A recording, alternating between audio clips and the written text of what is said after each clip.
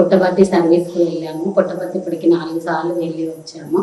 Service అక్కడ 15 రోజులు చేశాము. సర్వీస్ చేసిన రోజులు మనసు ప్రశాంతంగా ఉంది. స్వామిని ఉదయం పొద్దున్నే దర్శించుకొని సాయంత్రం దర్శనం చేసుకొని అక్కడ సేవ చేసి వచ్చేవాళ్ళము. అక్కడ ఉన్నన్ని రోజులు మనసు చాలా ప్రశాంతంగా అనిపించింది.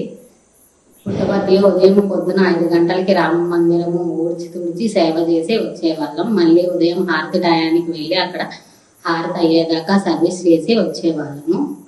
పుట్టపర్తిలో చైతన్య జ్యోతి, ప్లానెటోరియం అన్నీ చూసాము. వేద పాఠశాల ప్రోగ్రామ్స్ ఉన్నప్పుడు వెళ్ళి అక్కడ సర్వీస్ చేసి కూరగాయలు కట్ చేసి ఆ రోజు ప్రోగ్రామ్స్ అంతా అయిపోయేదాకా ఉండి సేవ చేసి వస్తాము.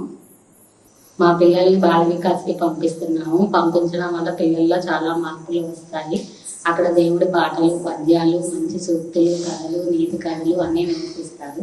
పెద్దవాళ్ళతో ఎలా మెలగాలి, ఈ స్నేహితులతో ఎలా ఉండాలి అన్నీ నేర్పిస్తారు. కోలాటం, డ్యాన్సులు అన్నీ నేర్పించి అన్ని ఈవెంట్స్లో పార్టిసిపేట్ చేస్తారు.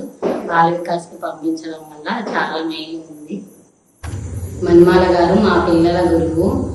బాల వికాస్కి పంపించమని అడిగితే పంపించాము. బాల వికాస్కి వెళ్ళక ముందు వెళ్ళిన తర్వాత పిల్లల్లో చాలా తేడా వచ్చింది. వెళ్ళక ముందు బాగా అల్లరి చేసి గోల చేసేవారు. వెళ్ళిన తర్వాత దేవుని పూజించడం, దేవుని పాటలు పాడటం, పూజ చేయటం, సేవ చేయటం అన్నీ బాల వికాస్లో మేడం గారు నేర్పించారు. బాగా నేర్చుకున్నారు. వాళ్ళ ప్రవర్తనలో కూడా చాలా మార్పు వచ్చింది. స్వామి దయ వల్ల మేము మా కుటుంబం అందరం చాలా సంతోషంగా ఉన్నాము.